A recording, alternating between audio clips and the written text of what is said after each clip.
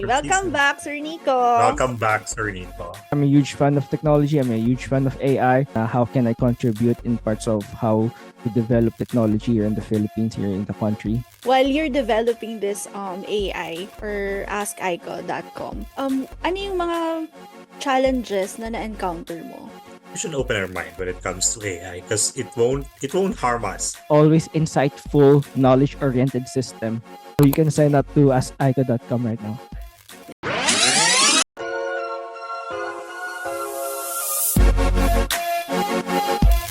Good day, everyone! Welcome to our new episode of the Group Chat Podcast with ABC, the show that talks about life, friendship, and everything nice. I am A, the mysterious brother of all. This is the explicit Bessie. Okay.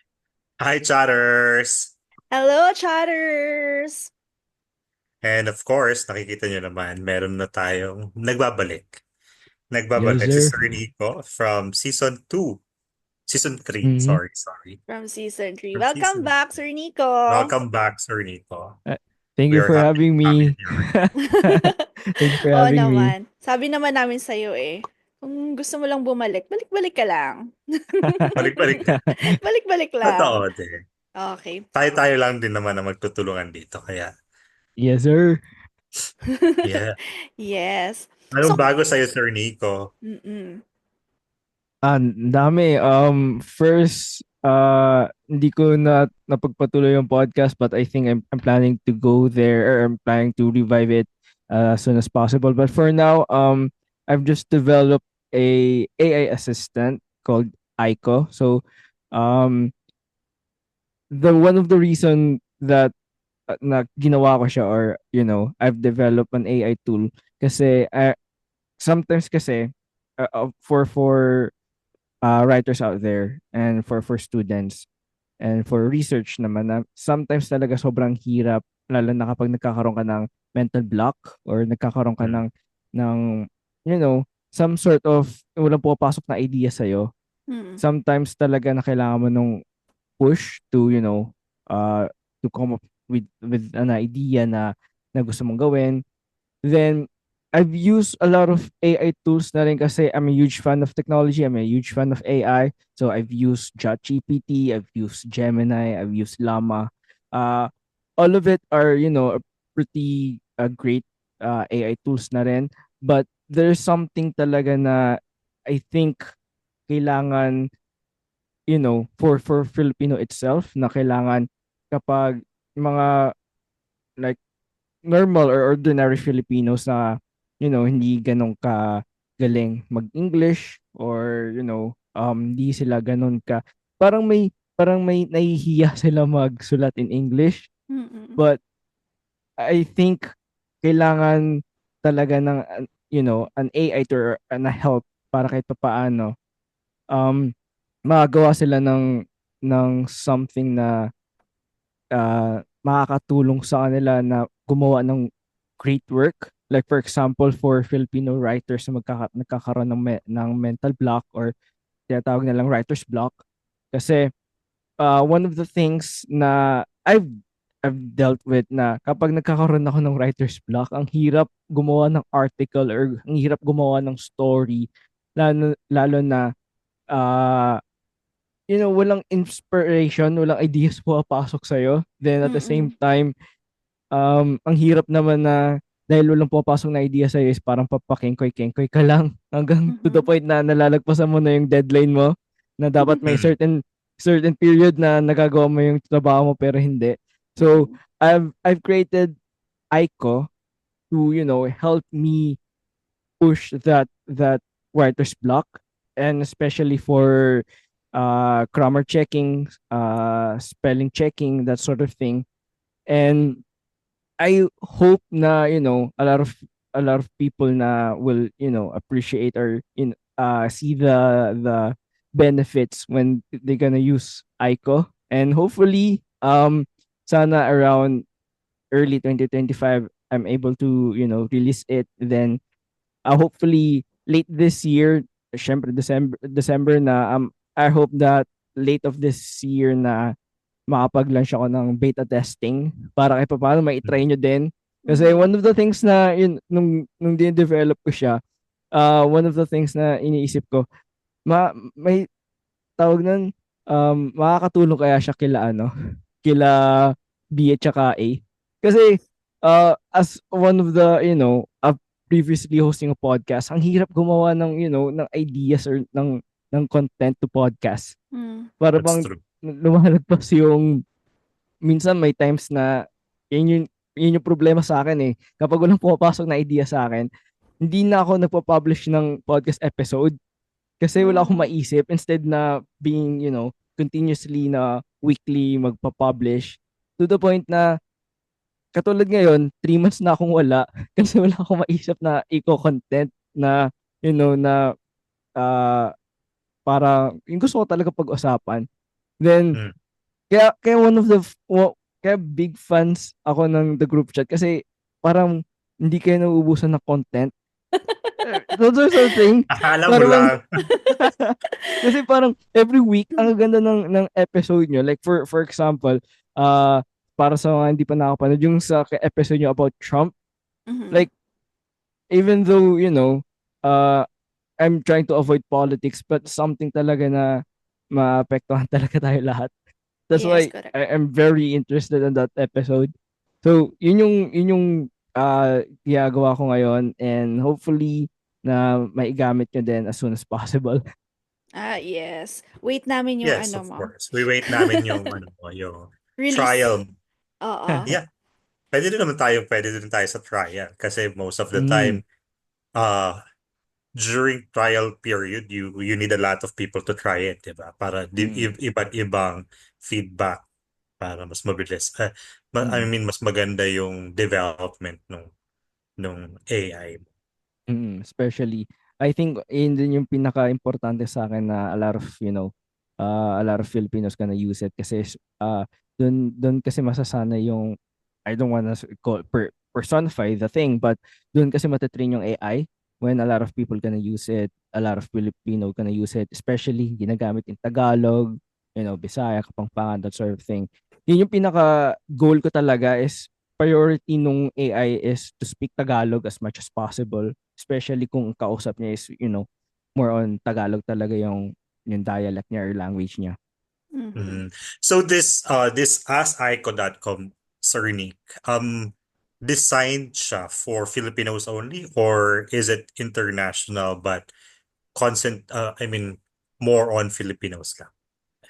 Uh, Okay, question more lang. on yeah. Well, so more on, I mean, a lot of foreigners can use it. A lot of foreigners can use it, but mainly it's concentrated for Filipinos, kasi that's one of the thing that, as a fan of technology, that's one of the thing na prioritize ko din, na how can I contribute in parts of how to develop technology here in the Philippines, here in the country. Kasi a lot of, from, for example, Japan, Singapore, around our Southeast Asian neighbors, they're already using AI tools to enhance their abilities, abilities, and optimize their workflow. So yun din yung mga tinatry, or at least trying to do as well, as good as them. Well, Okay. kung gano'n, it would be easier for the Filipinos kasi nga gaya ng sabi mo kanina, this AI assistant is more like Tagalog or Filipino Mm, language, Mm. which is mm, easier for us to explain our ideas or our mm, questions about the AI. Because most of the time, we are asking lang naman talaga yung AI kung yung mga bagay-bagay na gusto nating malaman. And just like mm, what you've said earlier, it will be useful for podcasters like us kasi it could it could help us to mm, build topics that we could talk about during our podcast, di ba? mm, Ano, Yeah, sige, correct. meron lang Sorry, akong sorry. Sige. question. Kasi baka ma-curious yung mga chatters natin mm, na bakit kaya, ano kayang background ni Sir Nico? Bakit niya naisip ito? So, alam na natin yung purpose ni Sir Nico. Pero ano ba yung background niya? Bakit niya naisip ito? Bakit ito yung gusto niya? So, nabanggit na to sa last season na nag-guest siya. Pero dun lang sa mga hindi pa siya nakilala mm. ng mabuti. Ang mabuti. technically speaking, I'm a business student. So more on nakafocus ako on a entrepreneurship type of, uh skills. But yung mainly the skills that I do is programming. Mm. I used to create web developments for foreigners outside the Philippines, or even our Southeast Asian neighbors. And one of the things na technically speaking, di dapat siya magkakaroon ng Ask Aiko, kasi I quit programming years ago kasi Mm. one of the last project that I did na hindi siya nag-boom, parang na-discourage ako. Then Mm. that's why I tried doing podcast, just to do, try something new. Kasi one of the dreams that I have also is, to be a radio host. Mm. Kaso, hindi siya yung parang, siguro, nung bata ako, hindi pa siya nag-a-align sa gusto ko mangyari. That's why, instead of mass communication, napunta ako sa entrepreneurship or sa business courses. But, uh, ang main background ko talaga is web development, and bumalik lang ako doing websites and doing AI for this instant is last 2 months ago lang. Kasi I have this idea instantly na why not I tried, programming, kasi I have free time. Kasi the day job that I have is wala na.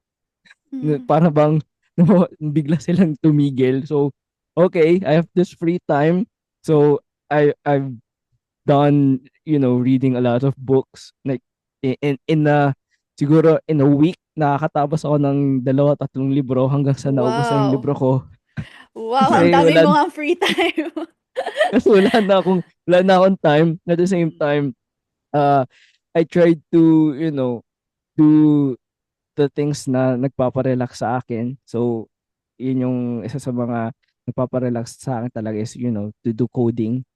Then, hanggang sa, yun, hanggang sa naisip kong, para bang bumalik yung love of programming. Kasi every time na I got sick, or every time na nagkakaroon ako ng, parang trangkaso or pilay, I tend to go uh, have my own world to do websites, to go coding.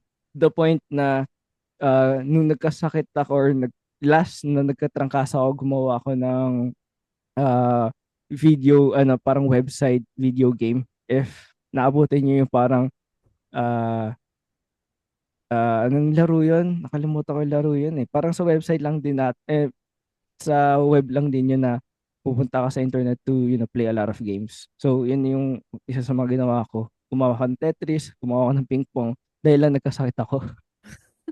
Ang ganda So, pala the ng Dahil main na-bored buhay. ka. idea, Dahil na-bored so, ka. pero yun talaga yung parang main passion ko since I was in college, to coding. Then, ngayon lang siya Mm. na numbalik, kumbaga. Kasi na-discourage ako sa last project na nag-code ako. Yun. Okay. Yun pala ang nagpaano, talagang passion pala ni sir kung bakit niya Mm. gusto. Mhm. Oh. So, bakit Aiko? Why is it named Aiko? Ask Aiko. Who is Aiko? So ICO is a acronym for Always Insightful Knowledge-Oriented System. So ang main goal niya talaga is to Oh. deliver the accurate facts as much as possible, lalo na dito sa Pilipinas. Kasi ang hirap kasi, like for example, there's I don't know if you know the issue about Gemini, when college student, I think nag-ask siya na, what do you think about, like humans, that sort of thing. I Mhm. I forget the whole context, but yung prompt nung, or sagot nung Gemini is die humans die. Yun yung kinakatakot ko to deliver, baka bigla siya pagbibigay ng facts na hindi naman talaga legit, or hindi naman talaga actually facts. So, yun yung pinaka main goal ko. That's why it's always insightful and knowledge-oriented system. Yun yung buong system niya. At the same time, ICO has a somewhat a have a Filipino name to it. Para kahit Mm. paano when a lot of people, or if people gonna use it, it's gonna be, you know, uh, Filipino-centered culture. Mm. Kasi ang hirap, like for example, like naisip ko kasi if I'm gonna name it like for example, Llama or ChatGPT, sometimes they use the acronym for the technology behind those things. Mhm. So for to be different to them, I have to, put a kind of a easy name or easy to remember. May So that's recall. Aiko. Mm-mm. Mm. Pero hindi siya dahil, may ex-girlfriend ako or somewhat na. Hindi yun ah. Pero more Dinededicate mo on, talaga. Okay. wala. And More so, actually, yun lang. the name is really good. Sige, continue, sir. Sorry. No, no, no. Yun lang naman. So, more on focus lang talaga ako para madali siya maalala ng mga Pilipinong gagamit. Mm. Okay. Actually, the name sounds good actually for me. And I thought earlier nung hindi mo pa ina-explain kung ano ibig sabihin ng ICO. I thought AI ko. Parang kakala ko yun. AI ko. Actually, Hindi yun pa. din yun. Yun din When, yun. kasi nung nag-start ako uh, well, back in around 2020 ata, or 2021, I start I started a social networking called Risa.social. Then one of the search engine na pinangalan ko is AI ko. Then every time Mm. na pinapakita ko siya sa girlfriend ko at the time, now my wife, lagi niyang sinasabi I ko. So, hanggang sa nakita naman na, so nung nakita ko naman talaga na nga pwede siya maging Aiko, so I name it Aiko instead of And it really sounds good. ako na AI Mm. ko. Oo, Yeah. mas may appeal kumbaga. Mas may Mm. appeal actually. Mm. Yeah. Hindi siya hindi siya hindi siya nag hindi siya tunog na AI talaga Mm. Mm. compared to other AI assistants na talagang gaya nga na sabi mo kanina, they base their name from the program that they use there. Mm. At saka at the same time parang may how do I put this? Like parang every time na when new AI tools came up, para bang masyado silang, do you know, like, have you watched Terminator? No. Yung Terminate. parang, yung si Arnold Schwarzenegger ba yun or somewhat. Basta, the main point is, yung kapag pinapangalan yung mga AI, para masyadong computerized yung name. Para bang hindi Oo. siya, para lang masabing, ito yung technology niya or parang ito yung kaya niya gawin. Pero hindi siya friendly to hear it. Parang masyado silang technical per Oo, se. parang kapag pinakinggan mo parang masyadong complicated. Parang Mm. Oo. ganun yung And not all attack. people not all people are familiar with the terms that the Mm. programmers use, diba? Mm. Mm. Especially if ang goal ko talaga is a lot of Filipinos gonna use it. Okay. And having said that, Sir Nico, paano nila, saan nila makahanap to? Is it an application or it's a website or both? Right now, I'm planning to launch it on the website. So hopefully in a 6 to 8 months time frame, meron na siyang app. But for now, to try test the waters, I'm gonna launch it via website. So right now, if gusto nyong, to get an early access, you can go to askico.com to sign up for the waiting list. Then so para you have the ability to use it in the early access. Sige. G kami dyan. G kami. Thank you. Okay. Ipopost namin yan dito kung saan nila yan eh. Okay. Go. Hindi kasi usually kasi nag-i-start lang naman talaga sa web eh. Like Mm-mm. ChatGPT started with the web first and then they launched the application, which is madami siyang nakasabay na mga application during her launching din. Kaya parang, I Mm-mm. mean, it's launching. Kaya parang hindi masyad for me, hindi ako masyadong familiar with their application. I'm more on the website. Yeah. So if you will start it with a website, I think it would be the best thing then. And um cheaper way to do it, diba? Mm-hmm. Easier. Since you're still testing naman kung okay pa siya. Mm-mm. Okay. Another curious question.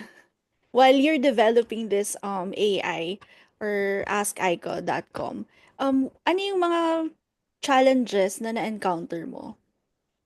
Kasi 'di ba Ooh. syempre kapagka AI, ang dami nating dapat i-consider do'n. Siyempre Mm-mm. kapagka ako mismo, personally, nagta-trust din ako sa ChatGPT. For example, yung mga grammars ko or meron akong mga Mm-mm. facts na gustong i-check, ganyan. So, dun sa Ask Aiko, paano yung mga na-face mo na challenge para maging effective yung ano niya, yung yun, yun. Mhm. In the earlier development stage, pinaka nahihirapan ako sometimes Aiko is being delusional.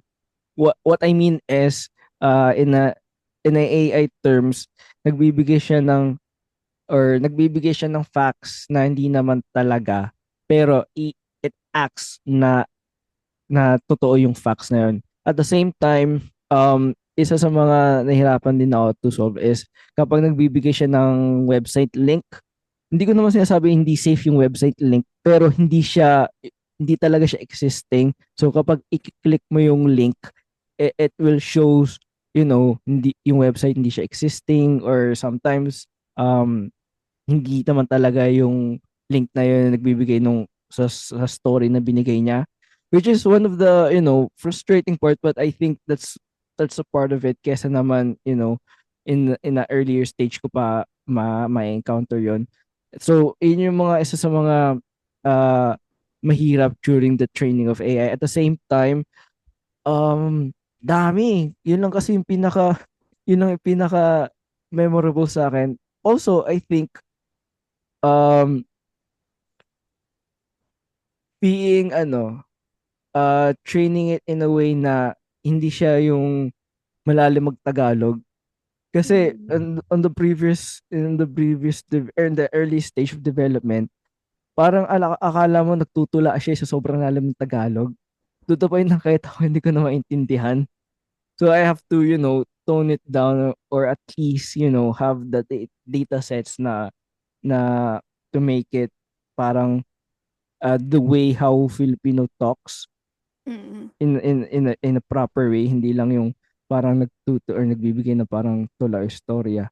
So sa mga one of the hurdles na napagdaan ako, dami in the development stage, ang dami, pero yun yung pinaka main concerning ko talaga. Okay. May question ako, isa pa. Mm. Kasi ang marami akong or naririnig na isa sa mga parang biggest issue ng AI is yung privacy issue. So, Mhm. paano mo naman in-ensure na safe yung data or namin as users? um that's a great question. In terms of prompt, like for example, my questions kayo, I don't in I don't we don't store it into a database, para bang kung ano yung question mo, nandun lang siya sa device na gamit mo. Then pwede mo siya i-reset, pwede mo siya i-reset, or every time na magla-log out ka, may bagong session na tinatawag na clean slate. So walang naka-store somewhat yung question sa database. Then for the personal information naman, kasi we have to verify the user na gumagamit, hindi lang bot, kasi sometimes in a website like this, ang daming bot na gumagamit eh. I have to, verify if the person is real or not. So one of the key areas talaga is encryption. So I use very industry standard encryption para ma-protect yung data nyo. Data. Meaning di siya when let's say if someone's gonna hack on it, naka-encrypted na siya, like ikaw lang ang makakita, hindi ko makikita, hindi makikita ng kung sino man mag-review or kung sino man magiging programmers in the future. More on encrypted lang siya para kapag i-review mo siya or may papalitan ka, as is yun na ikaw lang makakita nun. So for example, if you want to change your email, ikaw lang talaga makikita nun. Tapos if you want to change your password, that sort of thing. So one of the key issues ko din during the development stage is how to store the user's data as securely as possible and as highly secured method as possible kasi yun din kasi yung concern ko sa ibang sa ibang website or ibang apps, especially for ChatGPT and Gemini. Gumagamit sila ng users data para lang ma-train yung AI nila in some way. So yeah, that's how I So that means, Sir Nick, parang kumbaga, you have to register in order for you to verify na human talaga. And kasi compared to other AI, they usually don't ask for your identification. Like you can ask few questions, and then after that they will ask you to register. And for you, before you can start, from the start, you have to register first before you can use the AI. Kasi Well, that's a good thing. I've thought about it din naman na to let when users gonna visit the website, automatically doon na siya sa interface ni Aiko. One of the key issues that I have na hindi siya talaga possible is the bot itself. Kasi laganap na kasi yung mga bot na gumagamit ng para bang may gumagamit ng bot para lang to scan the website, to use the website. Nagpapanggap na human sila pero hindi. Malaking gastos kasi siya lalo na kung yung kapag gumagamit naman siya dun sa kay Aiko, hindi naman pala siya human. So parang sayang lang din yung resources. So yun yung one of the things na I have to consider. So that's why instead of doing that na there's a certain credit lang, I lean to let the users sign up para I can verify it na human sila. I have this certain security wall also na para hindi lang siya yung may mga bot na nag-scrap ng users data. So yun yung mga pinaka high priorities ko din in terms of handling users personal information. Okay. At least So, alam natin gusto ko lang malaman, Sir Nick, total na pag-uusapan naman na rin natin yung verification. So, does it have to be legal age, or kahit hindi legal age, they can still register on that AI assistant website? You have to be at least 13 years old with parental guidance to use it kasi one of the key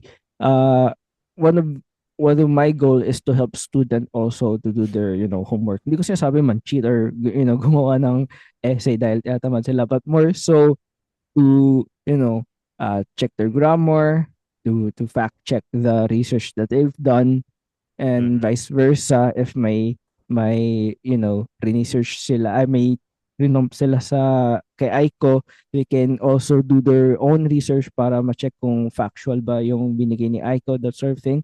So yun yung pinaka age limit is at least you have to be 13 years old with parental guidance. Just like when people using social networks here in the Philippines naman na 13 years old and above. Um, question lang again. Paano kunwari si Ask Aiko, nagbigay siya ng wrong information? Yun Parang yung yung kinakatakot ko actually. pag ganun ba, Um, sino yung accountable doon? Ikaw mismo, ganun. Kunwari ako kanino ko the directly programmer. yeah. If for example, you've been encountered na nagbigay siya ng wrong information na naging delusional si Aiko, Na naging you harmful can ha. Medyo mm harmful, ganun. in terms of in terms of harmful, may security checks na ako para diyan kasi one of the key issues na kinakatakot ko biglang may gumawa how to make a bomb. Syempre ayokong maging ayokong maging si Aiko maging contribute sa paano gumawa ng bomba, that sort of Yeah. thing. Or even I go as far as how to hide the body. Yun yung mga kinakatakot ko. So, may mga security rails na ako para dyan. There's a certain response na, okay, when users prompt harmful things, ito yung security rails. In terms naman, if you encountered na parang nagiging delusional si Aiko, you can report it uh, to us, rd@resurgamtechnology.com, which is ipapakita naman doon, parang kasama naman doon sa prompt. Para if, for example, ma-encounter nyo yun, we can investigate it, and kung alimbawa, kung saan niya nakuha, saang lupalok niya nakuha yung information na yon, at least we can correct the AI. We can, at least retrain on how to properly respond it. For now, during this retraining training phase, I'm thankful naman na the accuracy rate is around 88 to 90% yung accuracy rate. So may times na talaga nag-off the rails siya for some reason, but in terms of accuracy rate right now, we're at 88%. Not bad. Taas. Kasi yung nakakatakot din, that's what kept me waking up in the middle of the night, na parang habang natutulog ako may gumagamit na biglang hindi tama or harmful, that sort of thing. Not to the point na sasabihin ko paano ako gumawa ng bomba. Yun yung kinakatakot ko din eh. When kids or even para how do I put this delicately, yung mga people, bad characters na trying to do certain things na hindi approve sa society natin. So one of the ways yan is have a security rails. Kapag may maganon, okay, ito yung security, ito yung parang wall na no, we don't show that information. So there is certain restriction pa rin naman. Yes. Which is a good thing kasi gaya na sabi mo kanina, as early as 13 years old pwede nang gumamit. Although hindi lang naman yung mga taong gagamit noon, but there are some older people who can also use that that AI assistant na may mindset na yung sinasabi mong bad intention. Is it okay na if I ask you something, kasi na-curious lang ako. Like for your own, for your own work, do you sometimes feel na kailangan nyo ng parang assistant or somewhat kapag may times na tiyatamad kayo or parang wala kayong papasok na idea? Like, does it sometimes you use ChatGPT or Gemini, that sort of thing? Or even have you tried Llama, yung sa Messenger? Llama, No, never I never tried. tried Llama. ChatGPT, yes. Yes. Most of the time sa podcast din, kapag lalagay ako ng description, meron ako nilalagay, pero I want to make gusto ko gumamit ng better words, alam mo yun? Para mukhang smart. Sure. Yung Yeah. better phrasing, ganyan. Doon, ginagamit ko yun. Rephrase this, ganyan. Minsan din kapag sa work ko naman, ganun din, more on rephrasing kasi ako eh. Ganun. Meron Mm. akong thought, pero parang, ito na kasi yung ano eh, capacity ng brain cells ko for today. Pero Make it gusto, better. oo, parang feel ko meron pa tong ibe-better. Kaya yun, dun ko siya ginagamit. Pero like aware kayo sa mga AI tools right now? Like yun nga, sila ChatGPT, Gemini, Llama, that sort of thing. Yeah, ChatGPT I'm lang. familiar with ChatGPT at saka ChatGPT at saka Gemini. Ako Okay. personally, ginagamit ko ChatGPT I mean, for work. Most of the time sa work talaga. Kasi sa work ko nowadays, nag-hosting ako eh. So, medyo nakakatamad gumawa ng script. Lalo na kung maraming Mm. events and then you're not familiar with the event. At least AI could help you with that kasi they are more, hindi naman natin sasabing more knowledgeable, but of course they have more information about the Mm. events that I'm holding, diba? So yeah, most of the time dun ko lang naman siya ginagamit for creating script kasi Mm. kaya niyang That's gumawa good. That's talaga. good. For Gemini, seldom ko lang siya nagagamit. Actually, minsan-minsan ko lang talaga siya ginagamit pag yung hindi ko na naiintindihan yung mga sinasabi ng staff ko. Kasi Mm. Gemini could also translate words, di ba? Mm. Mm. Yeah, yeah, yeah. Ako, first time ko marinig actually yung Gemini. Tsaka Llama. Yung Mm-hmm. lamang hindi ako familiar. Llama, sabi mo sa Messenger? Yeah, yeah, yeah. You can, punta sa Messenger, then Mhm. ask Llama para lang ma-try. Ask Llama. Actually, ngayon lang siya lumabas sa phone ko eh. Yung Ask Meta AI or Search, sabi niya Yun, dito. si Bete AI. Meta AI, yeah. Bakit sa akin Hindi ako wala? masyadong familiar sa kanya. And Ano, I Okay. I think, think, yeah, I think hindi ko rin siya gagamitin dahil most of the time, ang messenger ko naman is for my family. So, hindi ko naman mm, kailangan Na na. mag-English. yeah. Ay, Grammar. last question, Check. like before we move on, do you have like, parang sort of idea of what AI is or the impact, positive man or negative? Kasi the reason I asked this, kasi one of the podcasts that I've been privileged to guess is ito yung mga like main concerns niya, like if for example syempre sobrang powerful, maganda performance nung mga AIs ngayon. Sometimes they have this a lot of people have this, mentality na natatakot na sila baka mapalitan sila ng AI or ng robot. Yeah, actually. So we've dived deep into, that's one of the things na there's a possibility but not really. Some people in the industry might, but actually in general it's not. So one of the reasons I asked this, if para lang magkaroon na ako ng sense na in where an aspect of in the AI world are you like, do you have like prejudice about against AI, or you have a certain idea on what AI is and what it can do? Kaya Sir lang. Nico, meron na kasi kami, actually na topic na namin to, meron kaming guest before, si Mm. Kim.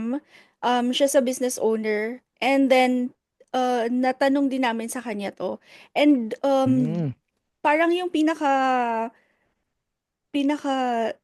ano ba yun? Yung Point. pinaka-point niya is hindi talaga, mahirap ma-replace yung ibang job ng AI. Mhm. Kasi siya mismo nakaka-experience na, okay, yung AI can help us lang, can assist us, pero can assist us, yung iba, reality speaking, yung iba talagang ma-replace yung mga ibang, for example, yung mga factory workers, yung mga ganun. Pwede na natin silang i-replace ng mga AI na machineries and ganyan-ganyan. So, yun. Pero, overall, hindi naman siya, parang feeling ko lang, na hindi na siya mare-replace. For example, na meron na nadagdag na AI sa company, Mm. parang um, meron pa ring madadagdag na work dahil may nadagdag na AI. Gets mo? Kung ano Mm. yung ibig Mm. sabihin? Mm. Ganon. Yeah, yeah. Yeah, I actually nag-agree ako doon. Kasi like dun nga yung nasabi ni B kanina na we already had the topic before and we mentioned there na there are certain jobs na kailangan talagang human workforce eh. 'Di ba? Yeah. Mm. Like for example for my job, although nowadays there is this so-called na yung waiter na ang tawag dito na robot. But actually it doesn't help a lot kasi parang kumbaga ang may tutulong lang naman dun is to serve but that thing cannot receive the orders, di ba? So parang kumbaga and it won't give good service as well. So parang kumbaga human force will still be needed for my industry. So parang yeah, we are not Mm. against about AI, but we are into it to help us parang kumbaga pagaanin lang yung Yeah. trabaho natin, di ba? True. Share ko lang din kasi one of the reason I asked that is yung response ko sa dyan sa tanong na yan is more on in a technical side kasi uh, what I think is especially sa mga booming yung AI tools ngayon, AI applications, more on may certain jobs lang na made-displace. There's some may mga certain people lang na need a certain skills na made-displace kasi for example, the example that I used is um for BPOs. There's a some market sa BPO na obviously AI is gonna be a huge help, especially if repetitive yung tanong ay yung trabaho, repetitive yung task. Doon magaling yung AI in a repetitive pattern task. Now, for kasi yung BPO kasi have the highest turnover rate in the country, like around, I don't know the certain yung exact percentage, but ang tataas ng mga turnover. So what I think is in terms of certain jobs na laging nawawala or laging napapalitan yung trabaho, um, may certain market talaga na malaking tulong yung AI. Ang hindi lang talaga para bang hirap palitan pa in terms sa financial side, lalo na if yung customer is dealing with, you know, losing their money in their bank accounts Mm. or unauthorized use of of their funds. Doon kasi if for example ako yung distressed person na nawala lang ng pera, I don't want to talk to AI. I want to talk to human beings that can sympathize the problem that I'm having. So if AI is great at repetitive work, having certain repetitive patterns, magaling AI din, but in terms of human emotions, doon pa yung medyo hindi pa talaga nila na yung technology natin ngayon hindi pa na nakaka-capture. Mm. They can mimic pero hindi talaga authentic. Ano, what can you say naman dun sa healthcare industry using AI? Kasi meron na din daw Oh, gumagamit wow. ng mga gano'n sa medical field, Mm. gano'n. Like, pwede na siyang, for example, bibigay mo lang lahat ng mga data mo sa kanila, dun Mm. sa AI, tapos pwede nang i-generate na nung AI kung ano yung nararamdaman mo, or kung ano yung gamot na Need mo. kailangan mo, gano'n. Though, with assistance of doctor pa rin, pero mas Mm. easier lang yung work ni doctor, di ba? True. Um let's I'll try to break it in two segments. One is patient to doctor type of task.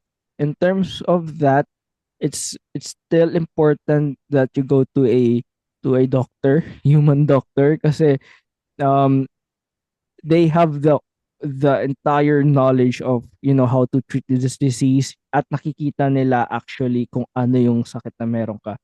Kasi right now, especially when I was young, when I was young around 2010s, 20 early 2000s, para bang kapag may sakit ka lang, like for example, meron kang ubo, so itatype mo sa Google, I have a cough. ang lalabas sa Google sa'yo, meron ka ng lung cancer. Oh, really? Yun yung parang, parang Kubo lang yun parang ipapakita sa'yo sa internet yung pinakamalalang sakit na. Mm, So, okay. right now, medyo ano na siya, nag-downtown na siya, medyo tumatama na siya na nagbibigay ng certain, like for example, meron kang, simple cough or you have a cold, nasa-settle yan. But in terms of, relying AI for that type, para bang in our technology today hindi pa siya reliable. It's better to go to a doctor pa talaga. In terms naman sa discovering illness, for example, um sa CT scan mo or sa MRI mo, Mhm. hindi napansin ng mga like human doctors or human readers na meron ka palang certain lumps dito sa part ng katawan mo, or certain I don't know, parang hidden lump sa certain parts ng katawan mo hindi nila napansin. AI can truly, help those type of task, lalo na if life-saving siya. For example, for women na it doesn't even know na meron siyang breast cancer but AI detected it early on, much better yon kasi the treatment is, early treatment. So mas mapapadali yung pagpapagaling niya. Um, for men naman, if there's certain problem in our, groin part. So kapag nadetect yan ng AI na may mga lumps or parang may cancer growing in a certain part of our areas na nadetect yan para magkaroon ng early treatment, yun yung maganda doon. I'm gonna go to the medical research side naman. In terms of, for example, how to find cure cancer, yun yung pinaka end goal talaga ng mga AI developers ngayon, is at least to Yes. be helpful to the point na nakakatulong siya medically for us, especially in medical research. Kasi there's a lot of things na hindi pa natin alam in terms of um, of illnesses, viruses, bacteria that uh, hindi pa masyado na-discover. AI can, um, fast that progress to the point na na-discover natin how to treat it treat it properly, how to cure it, how to find the proper medicine for that. Doon malaking tulong yung AI. So that that two part na for finding certain lumps sa MRI results, then sa uh, medical research, malaking tulong yan. But in terms of, personal personal thing, like for example, patients to doctor, um the technology what we have right now is not that reliable. It gives sometimes, the right result or the right diagnosis, the right treatment, but hindi pa talaga siya totally, accepted in the medical world Mm. in terms of patients to doctor side of things. And I guess for me, yung pagdating sa ganun, yung sa checkup, I think AI won't suffice the knowledge and the Mm-mm. expertise of the doctors, di ba? Kasi parang Mm. kumbaga, pinag-aralan talaga nila yun eh. Unlike for AI, AI has all the information, but they didn't practice that one, di ba? Mm. So parang yun pa rin naman yung advantage of those of the professionals na they experience it firsthand. Kaya Mm-mm. alam talaga nila how to diagnose the patient, di ba?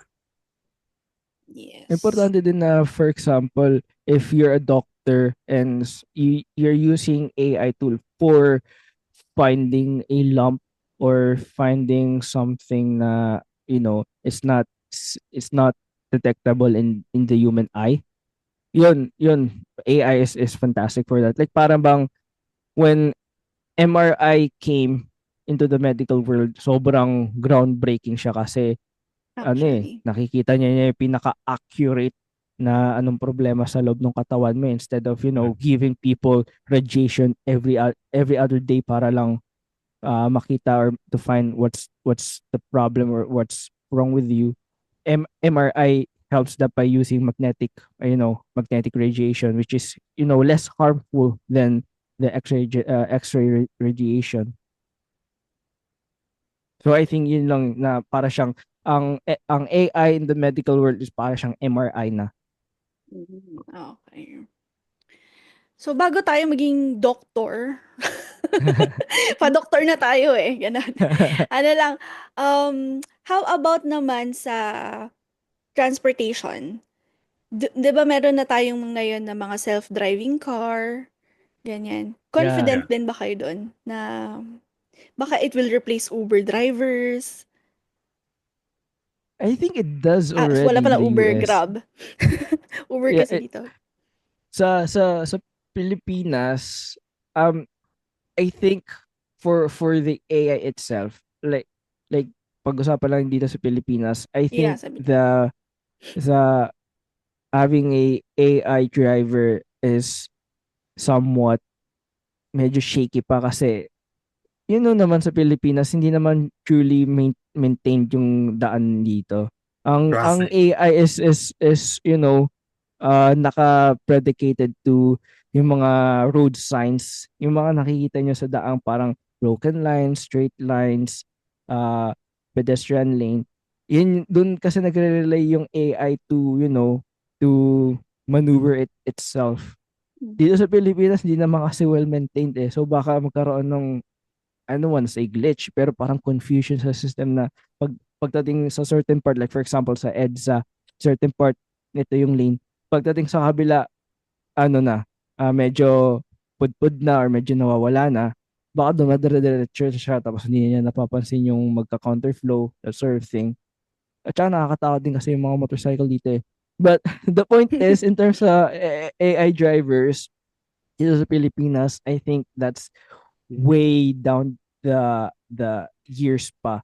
But in terms of finding or having a solution to solve a certain traffic problem, especially in the EDSA or yung mga pupuntang Baguio, para bang I think it can help to come up with a recommendation to how to solve it based on the data that it has.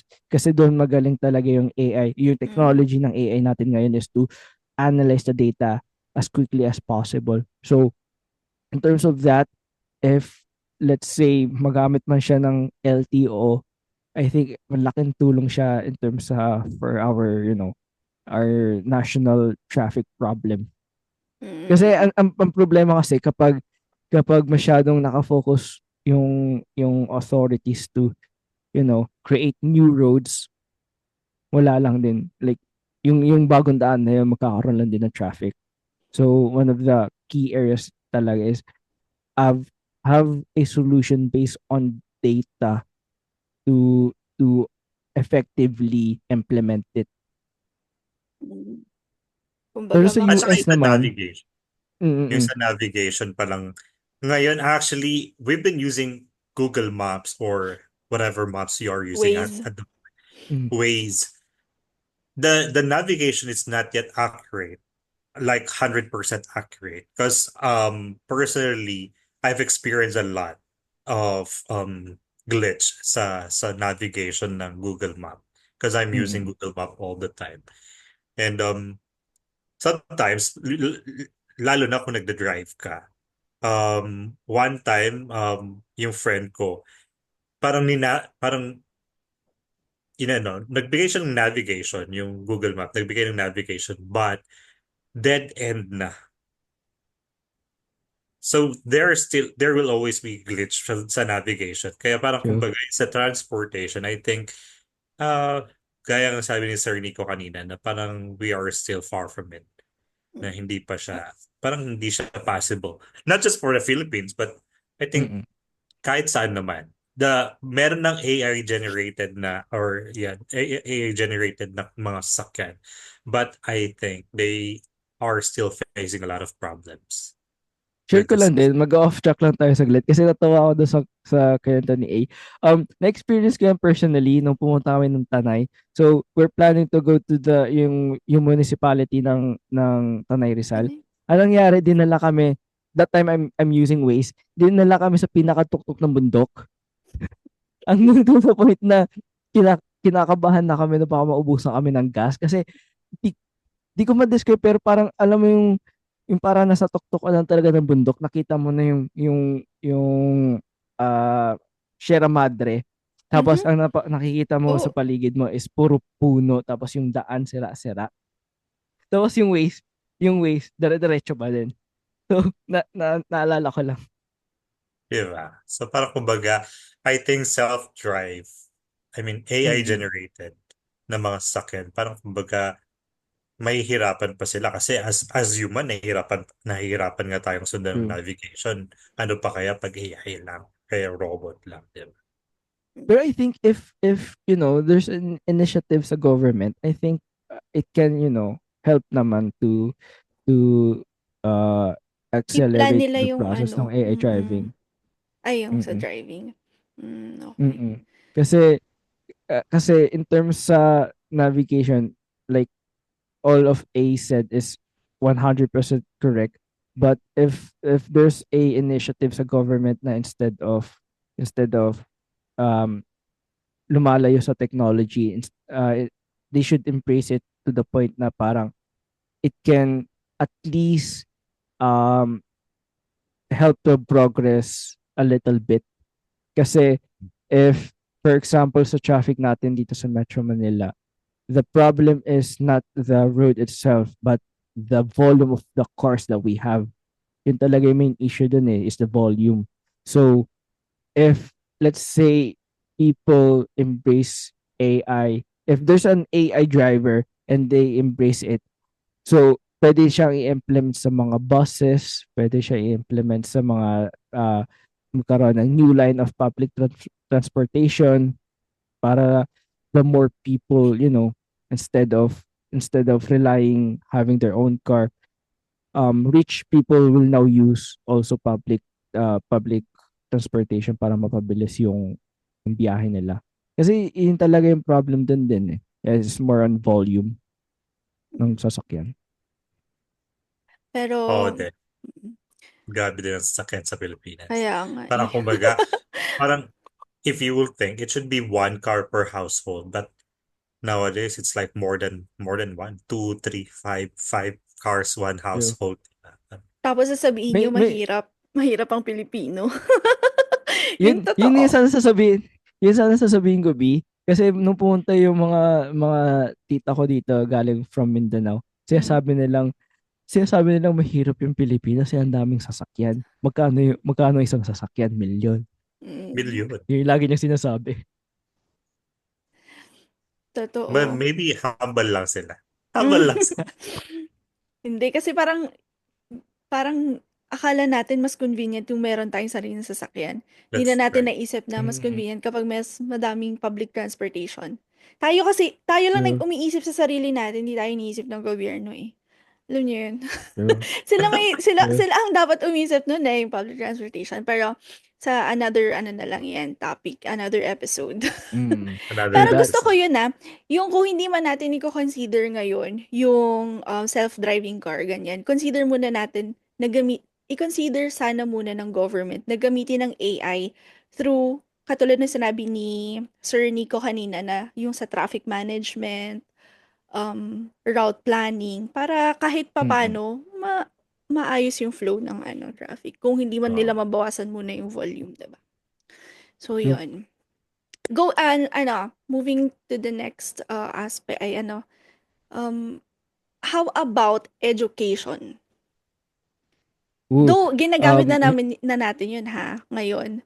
Feel ko kahit noon pa, yung kapag Actually, noon pa naman. nagche-check ng mga meron yung mm-mm. certain na exam tas ang nagche-check machine na, 'di ba? Pero Mm-mm. ngayon, as in na yun na yung gagamitan. Anong masasabi niyo dun?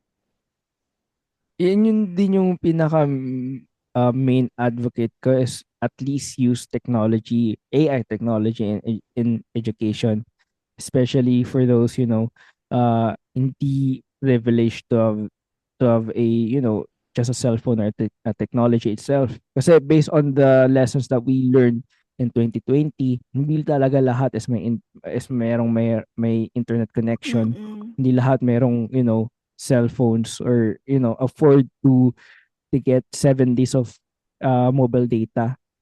So one of the key goals or key vision ko for ICO is at least help the Department of Education to at least um, introduce the people in the provinces on technology itself, especially for those na let's say having a difficult time to speak, to learn English, to learn Tagalog. AI is great at that. AI is great at teaching people, teaching children, that sort of thing. And one of the things na I hope na gawin nila is teachers implement AI tools in their how the way they teach their students. Kasi sometimes I'm not sure if na-experience ito, but when I was in high school, sometimes some teachers talaga is they're teaching a lesson in history based on their own personal opinion, but not actually the actual The facts. historical facts. So they use their own personal opinions, their personal experience on the certain topics. So one of the vision that I have is at least let let the teacher use AI to generate exams to really teach kung saan yung capacity ng student, kung excuse me, kung saan talaga yung learning capabilities nila. Kasi sometimes when teacher, doing or creating a quiz, sometimes masyado silang, I'm not saying all of it, but some teachers are fully on book based, more on uh, uh, true or false or enumeration, that sort of thing. Um, may mga student na magaling sa enumeration, may ibang students na hindi. And if the teachers let AI to at least help them generate a quiz that is, to really test where's the capacity of the student, it can really, help the students more on how can they learn more, kung saan sila I'm not saying kung saan sila mahina, but saan sila kailangan pa ng progress. Kasi for example, if you have a students na you have these two set of students na magaling sila sa enumeration, memorization, magaling doon. But may students naman na hindi magaling sa enumeration pero ang galing nila gumawa ng essay. Doon sila nag-excel, doon sila bumabawi. So if the teacher let the AI to generate quizzes to, to combine both of those the skills sa mga student, kung para malaman kung asan sila kailangan pang mag-aral or i-graph yung work nila, malaking tulong. At the same time, if mga quizzes, I know for public na teachers, around 600 plus ang tinuturuan nilang students araw-araw eh. So if in terms of, checking the quizzes, that sort of thing, malaking tulong din yung AI doon. So hopefully the Department of Education can, progress the technology even more para we are in a modern age na gumagamit na yung student ng technology para to learn more, to, to train their brains more, para kahit paano they achieve certain skills na kaya nilang i-apply sa personal jobs nila in the future. There's certain skills na kaya nilang i-acquire na they can implement in their own entire life. Yes. So do you think, Sir Nico, this AskIco.com, may certain nakikita mo ba to sa future na gagamitin ng certain industry, not just for education, because I think you are concentrating on the education side, yeah, at this moment, yeah. Mhm. Pero how do you think about in the future? Can this as ICO be used for like what B said earlier, for medical or for transportation or for my industry? Tingin mo Hospitality. aabot ang ASI ko to that level, or another AI would be Created. created? No, absolutely. Yun talaga yung pinaka main vision ko sa ICO is to, help the national and local government, businesses and research institute. Kasi um there's a there's an aspect in each industry na sobrang laking tulong ng AI if implemented correctly. So, Mm. let's say askico.com is for the consumers right now. May certain, hopefully in a certain period of time, I've at least na-enhance ko yung capabilities ni ICO to have to create a custom AI application for them, for the national government, for businesses, and for research institute. So, ngayon, ginagawa ni as Aiko or ni Aiko yung job niya as, excuse me, for for the masses. Hopefully, in the near future, if the government at least see the progress of Aiko, it can, help me to create an idea on how to develop ICO more into to for the help of the national government or even the local government for that matter. So, uh, ang pinaka main goal ko right now is to help the mass consumer kasi yun talaga yung pinaka mas may kailangan ngayon if the government can see the benefits of icon in the near future then the next year for that matter we can brainstorm on how to implement the technology of ICO into the national government, local government, businesses, and research institute. Great. Great. Yun na yung nasabi. Pero actually, Great. gusto ko lang sabihin na I think with your startup na as ICO, I think that would affect a lot of people na. And Hopefully. using AI in education. Yeah. Kasi parang, kumbaga, yun kasi yung parang dating sa akin na this AI, I mean this as ICO would really help educate the people. Mm-mm. Not just the students, but everyone, 'di ba? So parang kumbaga, ang magbe-benefit talaga dito sa as ICO is for the education segment. Diba? Mm-mm. How about the business naman? Sa business, anong sa tingin mo yung pinaka ma-offer mo? Ooh. For businesses is more on how they process their workflow.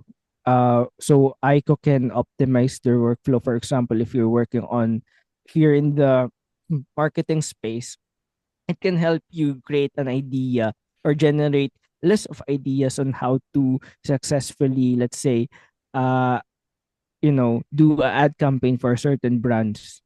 Or if you're working on accounting firm, it can help you at least analyze the data na meron sa'yo. Kasi if you're accountant, sandamakmak na documents of financial statements ang meron ka eh. So it can help you, at least saves time to to analyze that data instead of wasting at least a month or so to analyze the financial statements of businesses. Ma-analyze yan ni Aiko in a couple of minutes or couple of seconds. And in terms naman for e-commerce, obviously the customer service. If for example a small e-commerce startup na wala pa silang capabilities to hire a lot of people to do their customer service work, at least I can use ICO's technology to implement the customer service na kailangan ng e-commerce. For example, if may nawawalang package or um hindi nila mahanap yung package nila or hindi pa na-deliver the sort of thing, or even may certain products silang hinahanap, ICO can definitely help those things. Madami. In terms of yung mga nabanggit ko lang ngayon, yun yung mga like goals ko for this version of ICO. There's plenty more na if there's a problem na kailangan ng business to solve, I think, ICO can really help them excel. Okay. How about tourism, sir? Ooh, that's a Ano great kumbaga, one. kasi parang, I think, for me, AI is not that nagagamit when it comes to tourism. Because most Mhm. of the time naman, information always comes from the agents na kasama mo, di Mhm. ba? Or from the internet. Though Mhm. internet is part of the AI, but how can Ask ICO make the job of a tourist of an agent easier? Well, that's a great one. So, let's break it down a bit. Kasi sa in the world of tourists, there's a certain meron pa ring tinatawag na tourist permits, may tinatawag pa rin parang certain regulation in terms of how when will you gonna visit or how will you gonna visit. May certain regulations pa yan. Um, I think ICO can help in terms of easing that regulation for both uh the head of the Department of Tourism then the tourist itself.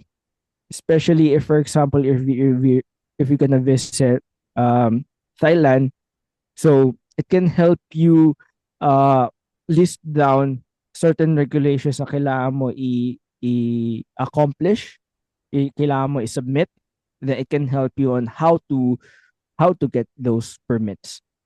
Mm. In terms naman sa marketing sides ng for say I'm promoting my resorts in Palawan, it can help me generate an idea on what frame should I go to para ma-promote siya in a way na effectively nako-convey niya yung message ko to the people. Though, so the two side of things can work in terms of marketing then ease of regulation. For ICO itself, hopefully it's both. If I have the opportunity to work on it on the Department of Tourism, hopefully I can work on creating ICO to ease that regulation for the tourist itself. Especially kasi walang may gustong gumawa ng sandamakmak na, application. True. Oh, different application, different segments. Mm. Nagustuhan mo naman Well, yun. Nagustuhan mo naman yun. Nagustuhan ko naman yung sagot. gusto ko na din pala i-add in terms of sa tourism, I th- the practical application for AI is in terms of itinerary planning. Kasi Mm. obviously if for example ako I may uh how do you call this? Yung may tinatawag silang d- DIY, do it yourself type Yeah. of Do it yourself. itinerary. Mm-mm. So instead of spending hours and hours online on research on where to go to, what's the best spot for, let's say, for Thailand or Singapore, um, ICO can help those people to create itinerary for them. Kasi it generates the great place that you want to go to. It can help you time management, set your time on how to do this or where to go, that sort of thing. So in terms of an individual tourist, it can help me create itinerary na pwede ko siya i-submit sa let's say sa Japan embassy or sa Korean embassy or any embassy for that matter. Kasi I think, correct me if I'm wrong, if I'm a tourist from if I'm tourist applying for a visa in South Korea or Japan, Mhm. I think inihingi nila yung itinerary, 'di ba? Correct me if I'm wrong. But Yes. yun yung Halos lahat aware ko. ng Mm. So, yun yung malaking tulong. So instead of spend the precious hours of researching where to go to, you can ask Aiko to create itinerary plan. And especially for the summers here in the Philippines, like for example, nag-iisip ka magkaroon ng family outing, um pero wala kang idea on how to, create an itinerary plan. Aiko can speed up the process to give you the itinerary and follow that itinerary, or at least recommend you. Nasa humans na kasi yun kung if follow niyo yung answer nung AI eh. mm. But at Yeah. least it gives the correct recommendation or correct itinerary plan. Not just that, I think, Sir Nico, as Aiko could also help in explaining those, Mm-hmm. I mean, the description. Kasi usually naman ang mga tour guides, they speak English, but not all of people could understand English, diba? So parang Mm-hmm. kumbaga, I think as Aiko could also help translate those information into their own language so that it would be easier for them and it would immerse them deeply to Mm-hmm. that tourist spot. Diba? True. Kasi if for me, no, if I'm gonna be a tourist to a certain country, for example, Thailand, I want to immerse myself into the culture. Ayoko yung parang yung sasakay ako ng tourist van, then may tour guide na, just give me to the tourist destination. I'm more on, going to the markets by myself, or even just integrating myself into the culture, to go to use the public transportation, to find the places na I think it's beautiful, that sort of thing. But the important thing is, um Aiko can help you create a itinerary plan na it really helps you immerse to the culture of the country that you're gonna visit. Mhm. Yeah. Okay. So that comes to my last question for today, Sir Nick, which is Mm-mm. since ang AI kasi nowadays AI needs the internet, 'di ba?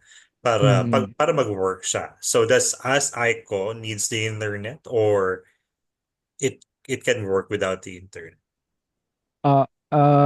Right now, kailangan niya ng internet to process the data that it needs to process.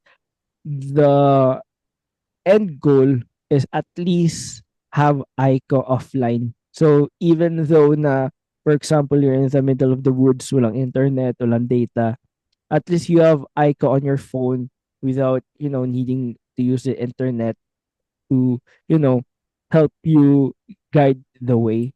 Obviously, right now, I'm not sure if we have the right technology to implement it, kasi especially if the computing pro the computing power is instilled in the servers over the internet, which is difficult to do pa. So if in the end or in the future na we have the technology to process ICO's capability without the internet, that that would be much better for people who's gonna use it. That's Mm. the pinaka end goal ko, to really help people, for those na syempre wala masyadong internet connection. That's one of the things na really boost the productivity of that person, especially if wala siyang masyadong internet or mahina yung internet connection. Especially just the Pilipinas kasi not all places in the Mm-hmm. Philippines have the good connection for internet, diba? So parang True. kumbaga, if ever or yeah, in the future that you will reach that end goal that you want for us ICO in terms of internet connection, that would be very helpful for them, diba? Especially, again, I'm going to backtrack, is the education itself, kasi Yeah. may how do I put this delicately?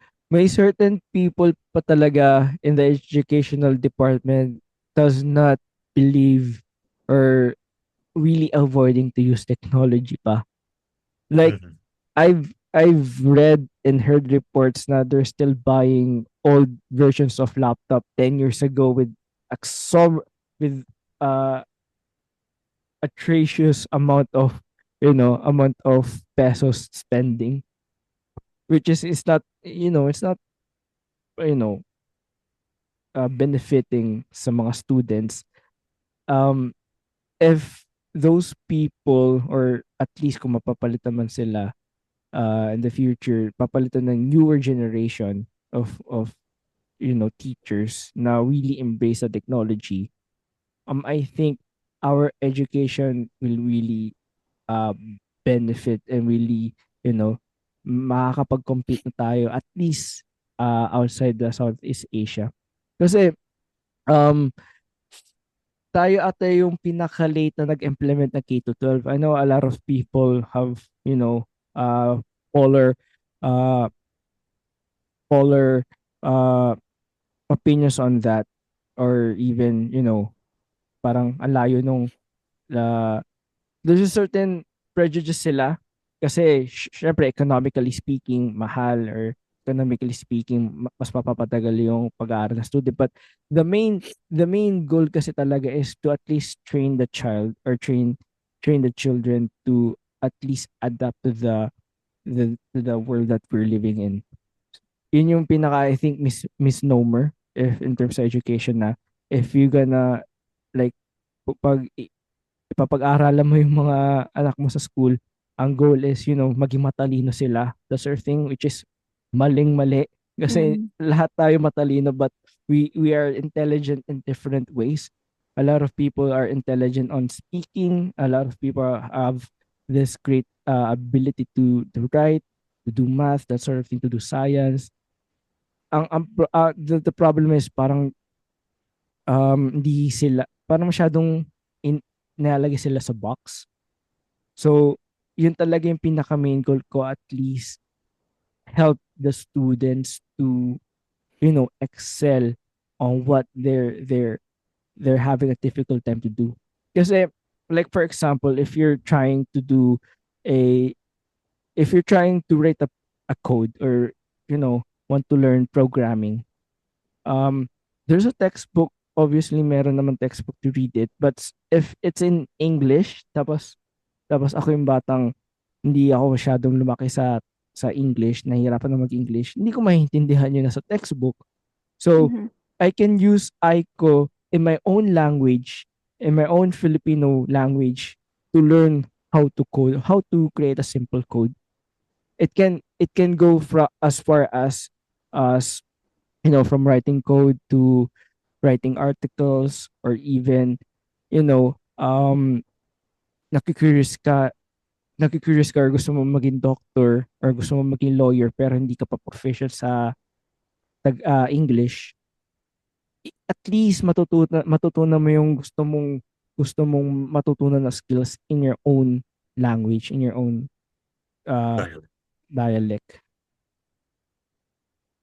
So it means that as Aiko has different dialects of the Philippines. Mm-hmm. Mm. Oh, that's It can speak Tagalog, it can speak Bisaya, it can speak Kapampangan. So at least if I'm not if Ilocano, I'm stating this Please lang, true, huwag kalimutan. Ilocano, it can speak Okay. properly in Ilocano. Kasi I think we have hundreds of dialects here in the Philippines. yeah. So I'm proud to at least say na it's proficient on the Philippine dialects. That's why Wow. Aiko is for the Filipinos. For Kasi the yun talaga yung pinaka main goal ko. Other than, giving one correct facts, the correct what do you call this, Information. information. At least binibigay niyo yung correct information na yun, or correct facts na yun, in your own language, in your own dialect. Yeah, easier talaga na maintindihan. Mm-mm. Yeah. Kasi Okay. yun naman talaga yung point of AI. Parang kumbaga, Mm-mm. it will help you, but pag yung language is hindi ka familiar, it would also Mm-mm. it's not helpful at all. Mm-mm. Diba? Kaya parang yun yung advantage of Ask Aiko from True. other AIs because it has a lot of dialects. Kasi parang in my own experience kasi I've saw and witnessed yung mga batang alam mo yung parang nada-down or parang dina-down nila yung sarili nila kasi hindi po ako sila magaling mag-English eh. Pero pag pinagsalita mo sila sa Tagalog or pinaggawa mo sila sa Tagalog, ang gagaling nila ang gagaling nila magsulat, ang gagaling nila magsalita, grabe sila mag-isip. Ang problema Exactly. lang kasi nilalagay lang sila sa hindi ko naman sinasabing maling lugar but at least ilagay mo sila sa tamang paraan na nagagamit nila yung talent nila sa sarili nilang wika or sarili nilang dialect. Kasi if you're pushing someone na kailangan niya mag-English kasi yun yung competitive advantage natin sa lahat or para maintindihan siya. It can sometimes degrading to a person na ay hindi kasi ako magaling mag-English kaya dito lang ako. Yun yung heartbreaking sa akin, lalo na nung nag-outreach kami, nung nasa school pa ako, nag-outreach kami sa mga public schools or sa mga, uh, ang tawag nun, bayampunan. Parang Foundations. ang galing nilang mag-isip, parang makikita mo yung talino sa kanila. Pero kapag nilagay mo sila, sabi natin pinilit mo sila magsalita ng English, parang dinadaw na nila sa sarili nila, parang dito lang ako. Mm. Yun kasi yung hindi rin maganda sa mga Mm. Pilipino, actually sa atin lahat, na sobrang uncomfortable tayo sa change. Sa Yeah. improvement, ang nakikita kasi natin 'pag, may change dito parang reklamo tayo. Una tayo magrereklamo, makikita Mm. ang una nating pupunahin yung negative nung change na yon. Hindi natin kino-consider kung ano yung mga positive na puwede naman na, Mm. maging epekto sa atin. So, Sir Nico, paano mo please encourage yung mga chatters natin to use Aiko para sa education, para sa For their 'yan, future for their in future, general. oo, for their future na Or, lalo na yung mga ano, hindi naman ayoko naman sabihin ng mga close-minded, pero yun na nga, mga close-minded na parang, they just want to stick din sa kung ano yung nakasanayan nila. They don't want to, alright, you can sign up for the waiting list to get the early access once na nirelease ko na si Aiko. For those naman na are excited about using Aiko, I can't tell you enough na I'm also excited to share it with you guys para lang I can get your feedback, how can I improve it, that sort of thing. At the same time, at least magkaroon ng new technology na dedicated for the Filipinos itself. So specifically at the get-go, nagtatagalog siya. If nag-prompt ka ng Tagalog, like for example, kumusta ka Aiko? Syempre magsasabi yan ng magsasalita ng Tagalog yan even in Ilocano, Bisaya, Kapampangan. For those naman are scared of using AI tools, not just Aiko but for ChatGPT, Gemini itself. Think of it instead of apocalypse type of scenario. Think of it as a way of you know to enhance your work even further, especially if you're a writer. Being a writer is sometimes scary nowadays kasi ang gagaling na nila magsulat rather kesa sa'yo. The important thing is the AI can help you, enhance the message that you want to give to your readers. It can enhance the emotion or even give clarity to the emotions that na gusto mo i-convey sa readers mo. Think of it as a tool, not as a replacement. Think of it like parang when people started using smartphones, they first have that negative connotation na ay negative notion na parang it can, deteriorate the mental capacity of of our children and for us, obviously. But think of it as a tool to, help you excel at your work, no matter kung ano man yung profession mo. If you're accountant, if you're working in a corporate, if you're a podcasters, um use use Ask Aiko for something na kailangan mo. Like for example, if you're having a difficult time creating new ideas, you're having a difficult time to analyze data, you have difficult time to summarize a certain textbook.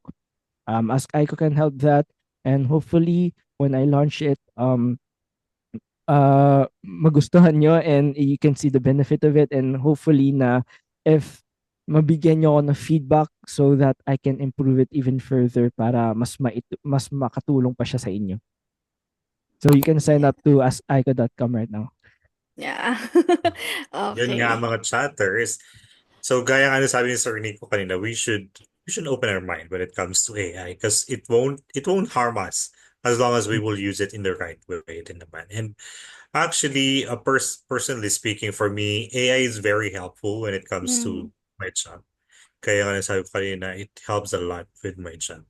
So I think for chatters, you also have to think that way. Huwag niyo munang intindihin yung negative because this AIs these AIs have a lot more positive impact in our life than the negative ones. Mm-hmm. Yes. Dagdag ko lang dun sa mga positive is yung pagiging productive natin.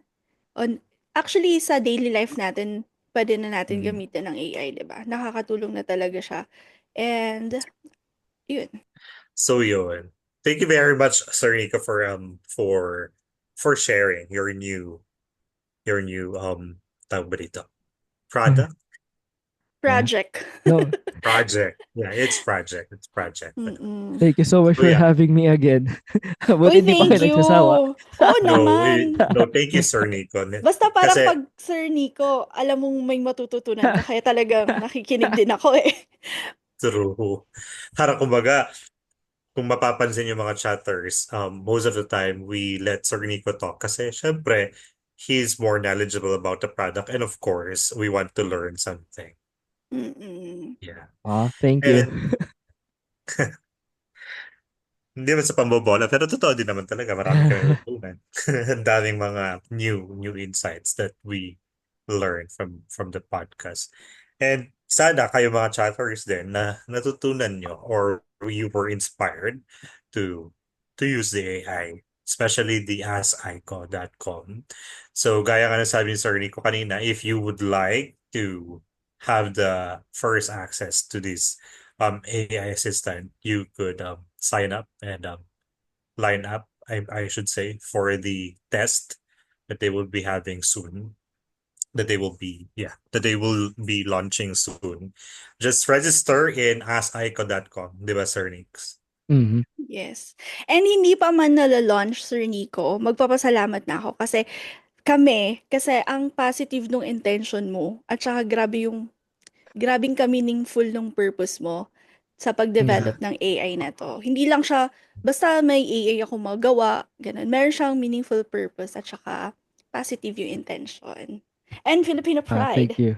Yeah, Thank you. right. Thank you. Yes. Not Ayun. just thinking about yourself, di ba? Parang kumbaga, inintindi mo talaga yung buong sambayanan. Buong sambayanan. Makata pala. Thank Yes. you. Ayan, thank you. Anything na may sasabihin ka pa, sir? Anything else that you would like to share, sir? I just want to, say thank you to the audience. Thank you for listening. Thank you to the both of you for, letting me on the podcast again. And hopefully, when na-launch ko na si Aiko, I can, come back here and talk about it Sure. and hear your feedback. Anytime. Anytime. Yes, anytime. Ayan. Just like what we always say, our podcast is always open for everyone.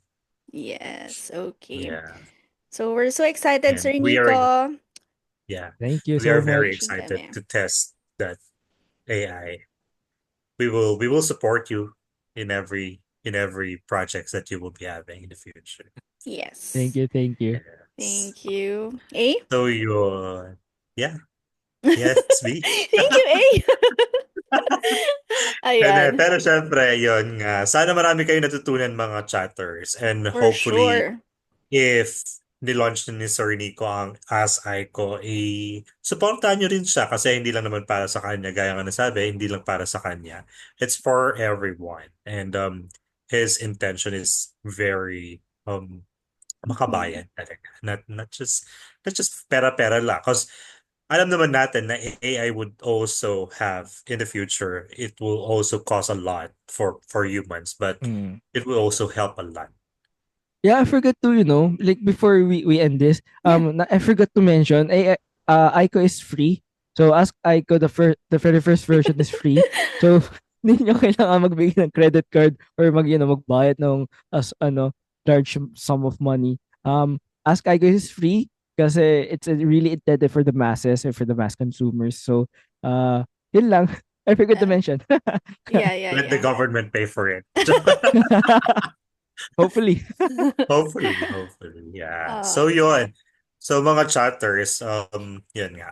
Sana maging successful tong project ni Sir Nico and tulungan natin siya. And kung gusto niyo pang mapakinggan yung mga past episodes namin, just follow our social medias and for Spotify, Facebook, and TikTok, the Group Chat Podcast with ABC or by ABC, and of course our YouTube channel, the Group Chat Podcast with ABC.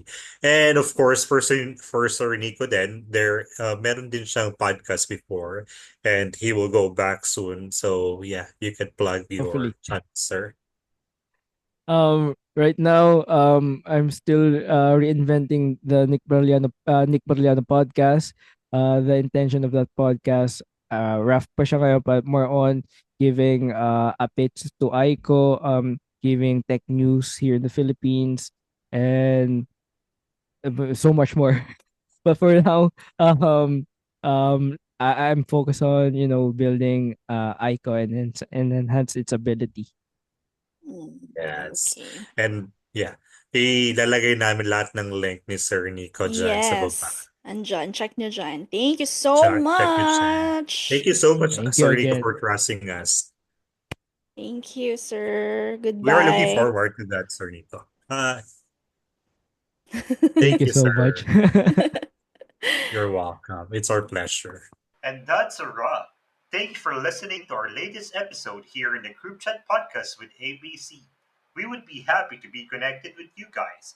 Please subscribe and follow us to our channels. For Spotify, the Group Chat.